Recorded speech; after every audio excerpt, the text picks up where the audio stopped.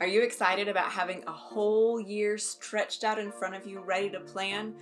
Or are you a little bit terrified, justifiably? Wherever you fall on that scale, let's talk.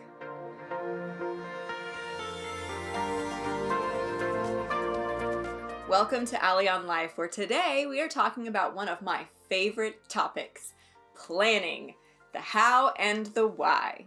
If you've been watching these videos for a while and you haven't subscribed yet, why not? Please subscribe and hit the notification bell so that you can be notified when I put out new videos. And also, if you'd love to see me talk about a topic that I haven't hit on yet, you can put it in the comments and I will definitely take that into consideration. So, which one are you? Are you someone who loves to plan, or do you hate the very idea of it? I mean, what happens if you plan and then everything goes horribly, horribly wrong, like it did in 2020? Well, I'll give you a hint, that's why we plan. In my last video, I talked about some of the lessons that I've learned this year. So how can we take those lessons into the next year? We could say that we learned not to plan, but I already said that planning is essential, because it is. You need to know what you need to do. So when you can do it, you know what to do. That's right. Now here are some of my planning best practices. And I'm not a perfect planner. In fact, sometimes I, as you know, forget to plan and forget to follow the plan and all of that. But these are the principles that I try my very best to follow. First of all, start with the end in mind. Where do you want to go this year? Or if you can't even see a year ahead, that's okay. Where do you want to go in this next quarter or in a month? Something like that. Think of where you want to be and then reverse engineer that. Figure out what you need to do to get there. Break it up into little pieces, into chunks that you can plan in a month or in a week or in a day. Track your progress. And if it's not going like you want it to, pivot if you need to. I have a whole video on that. It's gonna pop up somewhere around here. So if you need that one, click on it and then come back here. Next, you need to have SMART goals. Now there is an acronym there. I don't know what it is. You can look it up if you want, but here's the gist of it. Now, a wish or a dream is not a goal. So I want to lose some weight, or I want to get better at something, or I want to do some magical, undefined, mystical, wonderful thing is not a goal. A goal has a definition and a deadline. Now, your goal deadline can be any number of things. It can be annual, quarterly, monthly, weekly, daily. I start with the big picture and then I kind of work down, and I really like to work in weeks. Weeks make sense to me because it gives me a little bit of time and a little bit of padding to make the thing work.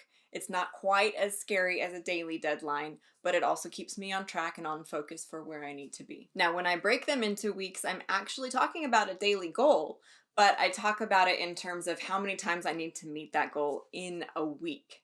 And for me, with my crazy life and how things come up, and I can schedule things, but it may not work out because I have other things going on. I have a family and all of that. Sometimes it's a lot better for me to have those daily goals spread out in a week. Not like I want to get one day's work done in a week, but I know what I need to do each day and what that looks like in a week. Now, if you feel like you're late to the planning party, like maybe you're watching this 2 or 3 weeks into January, don't worry about it. It doesn't really matter when you plan as long as you have a plan. Sure, I love to start a new year with a new plan for the whole year, but sometimes you have to think on your feet and be flexible and creative, and that's okay. If you need to, you just take a little bit of time, sit down with your notebook or your notes wherever they are, and make up a new plan. It can be December 30th, it can be February 1st, it can be in the middle of March or June or August or whenever. If you suddenly realize that you're trying to get through life without a plan, stop and make one.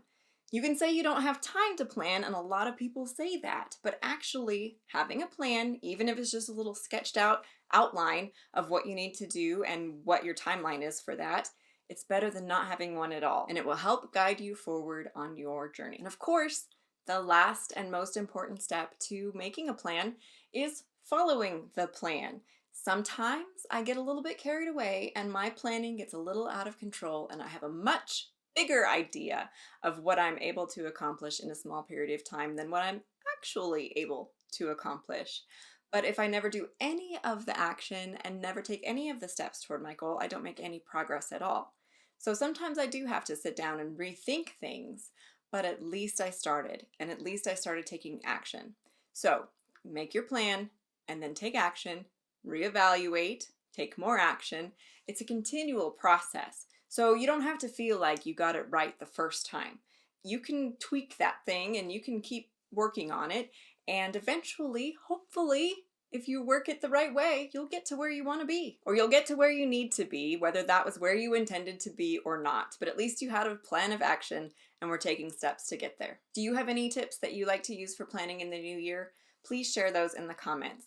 And if you're interested, I think it would be kind of fun to do kind of like an over my shoulder look at how I plan for the new year. So if that's something you would like to see me do, just post that in the comments and we'll figure out some way that we can do that. I also still have a few coaching spots open. So if you need someone to help you maybe write a book in 2021, if that is part of your plan and you're not exactly sure the action steps that you need to get there, I can help you create a framework and a habit and get that going.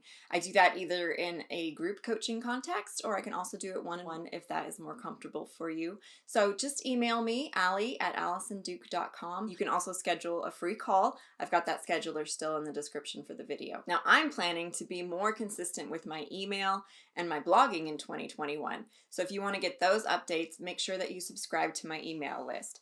That link is also in the description. Now, before I close out this year, I just want to say one big, huge thank you to everyone who has been so helpful and supportive as I've started this YouTube channel journey. You know who you are if you're watching, and I just really, really appreciate you. I personally am really looking forward to what 2021 has in store.